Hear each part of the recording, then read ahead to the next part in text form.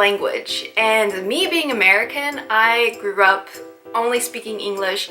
I took Spanish. I know enough to get by in like Spanish speaking countries, but I never took French, I never took German, I never took Italian. When I was thinking of going to Europe, I was kind of just assuming that people over there, they spoke English. Switzerland was the first and so far only place that I've had trouble speaking to people. As soon as we got off the plane, we got a taxi to our first hotel, and we had trouble immediately communicating. Pretty much everyone spoke German there. Not a whole lot of French, not a whole lot of Italian, not a whole lot of Spanish.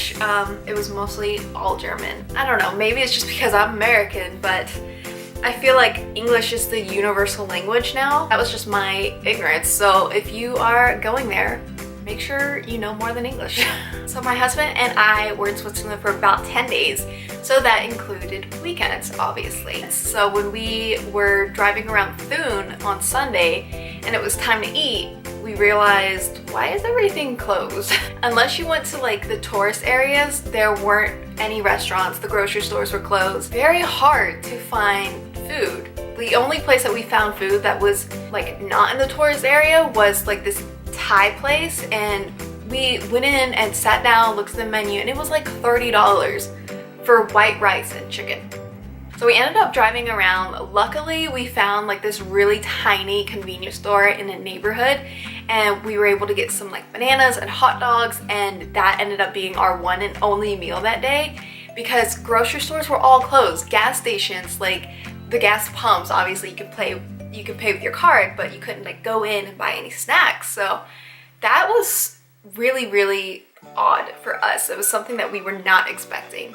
Not only was food difficult to find on Sunday, everything was like slowed down and it was so mellow. Like you would sit down and you would absolutely just take your time.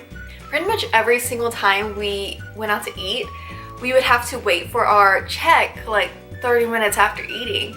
And that's just not normal for us. Like we go somewhere and we're in and out within an hour because, you know, people are like shoving you out. I feel like they're always like rushing. Or have you ever sat down somewhere and they start clearing the table and you're like, I'm still eating. Like I'll be chewing my food and yes, my plate is empty, but maybe there's sauce on it and bread and I want to like clean it up with bread, you know, and they take my plate and I'm like, I'm not done with that. In Switzerland, we did not have that problem. Our problem at restaurants were literally like, okay, when are we getting our check? Where did our person go? Which isn't a bad thing, but just know if you go there and you're going out for a quick meal, you're probably gonna be there a couple hours because there's no rush, which is so nice, so nice. So majority of the places that we've been, credit cards has been, you know, no problem to use. You can use it everywhere, pretty much. I mean, not obviously like on the Inca Trail or in the middle of nowhere, Iceland, but for the most part, you can use your card. In all the places that we've been so far, Switzerland has been the place that you need cash just for a meal. So we went to Switzerland, was that May? Yes, we went to Switzerland in May, and that's considered the shoulder season. It's not the tourist season, it's right after winter, right before summer, and prices were considered cheaper. It wasn't cheap, but it was cheaper. So I usually like to go during the shoulder season just because it's, in my opinion, better. But like when we went to Iceland during the shoulder season, we had an amazing time. But it is so different from the shoulder season in Switzerland. Like you especially saw why it was the shoulder season when going to Zermatt. When you think of Zermatt, you think of a ski resort. You think of a cute little village, and it's all like the businesses are all booming. There's so much to do there, and it's so clean, it's so pretty, it's a tourist place, you know, it's Zermatt, it's the Matterhorn. But when we went there, it was the shoulder season and there was construction everywhere. So many stores were closed. It was really sad almost. Like there wasn't a whole lot to do. A lot of trails were still like thawing, so you couldn't hike that much, but then the snow was also melting, so you could ski. There was like 2 bunny slopes open that would still cost like $400. So some places the shoulder season is definitely worth it, like Iceland for example, but would I go back to Switzerland in May? So this kind of applies to everywhere that you go, but like hotels and restaurants are going to be more expensive than if you stay on the outskirts. Same applies to Switzerland.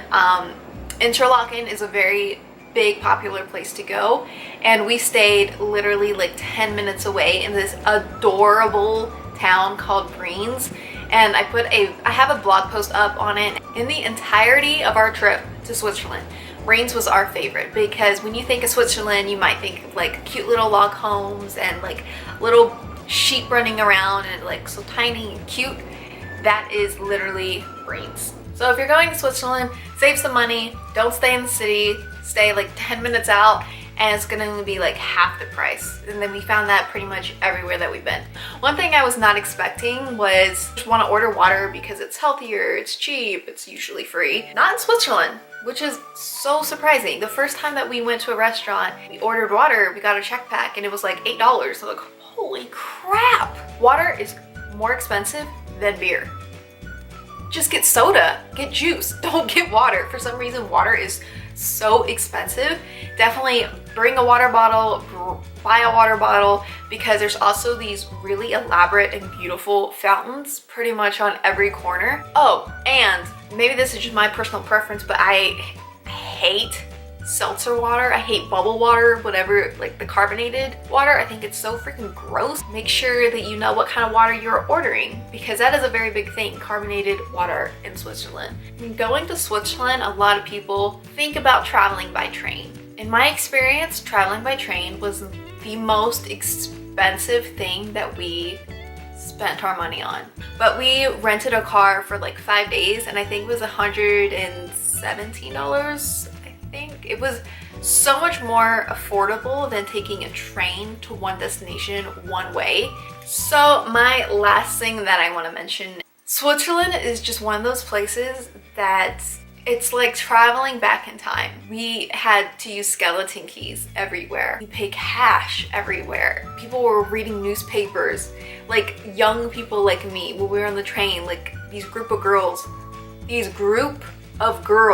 like my age, they weren't on their phone. They were sitting there reading a newspaper. When was the last time you've ever seen that? Also, payphones. When you see a payphone in the US, you're like, oh my God, look, a payphone. There was one place that we went to and they had one of those like dial phones, you know, like, I'll insert a picture right here. But we saw that on the wall and I was like, do you think that works? Or do you think that's for decoration? We didn't go to a lot of hotels, we stayed in a lot of Airbnbs, but when we did go somewhere, we usually had to open the door with a skeleton key. Not a normal key, not a card, a skeleton key. And you never see that in the US, ever. That was my husband's like chosen souvenir. We went to a hardware store and he was like, I want to get a skeleton key. We ended up going into like the back room where they make the skeleton keys, like normal hardware stores. The employees were like so intrigued by our interest in keys. My husband ended up telling them like, oh, you never see this is so unique. And they're like, oh wow, that's really interesting. And to them, they were just like, oh, we have them for everything. That's so common here. And to us, we're just like, wow. Yes, it's expensive. The shoulder season may not be worth it. Cars are cheaper than trains. People are so friendly. Speak German. Get ready to like see newspapers and clean streets. And it was just like so beyond different. That's all I have to say. I hope this video was entertaining. It was informative. It was helpful. Thank you so much for watching, and I'll see you in 3 days. Bye.